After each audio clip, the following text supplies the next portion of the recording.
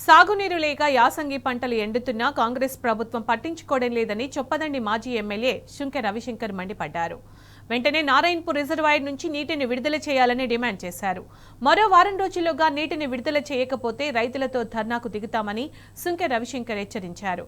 ఇచ్చిన హామీలను అమలు చేయలేని రేవంత్ రెడ్డి ప్రశ్నిస్తున్న కేటీఆర్ మీద అక్రమ కేసులు పెడుతున్నారని మండిపడ్డారు.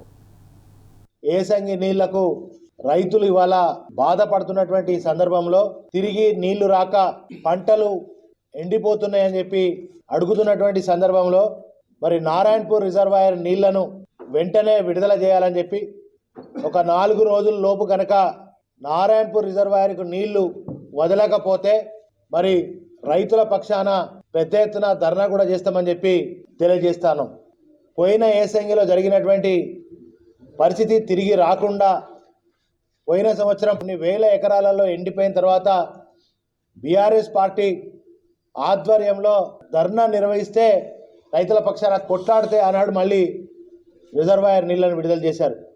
అది కాకుండా మరి ముందస్తుగా పంటలు ఎండిపోకముందే నారాయణపూర్ రిజర్వాయర్కు నీటిని వెంటనే విడుదల చేసి రైతుల పంటలను కాపాడాలని చెప్పి మేము డిమాండ్ చేస్తూ ఉన్నాం. ఇదే సందర్భంలో ఈ రాష్ట్రంలో అనేక వేధింపులు, అనేక కేసులు, అనేక కుట్రలు ఈ రాష్ట్రంలో బీఆర్ఎస్ పార్టీ నాయకుల మీద, మాజీ మంత్రుల మీద, ముఖ్యంగా కేటీఆర్ గారి మీద, హరీష్ రావు మీద, అదేవిధంగా కేసీఆర్ గారిని కూడా జైలుకు పంపుతాని మాట్లాడినటువంటి మరి ఈ రాష్ట్ర ముఖ్యమంత్రి ఒక్కసారి ఆలోచన చేయాల్సినటువంటి అవసరం ఉన్నది.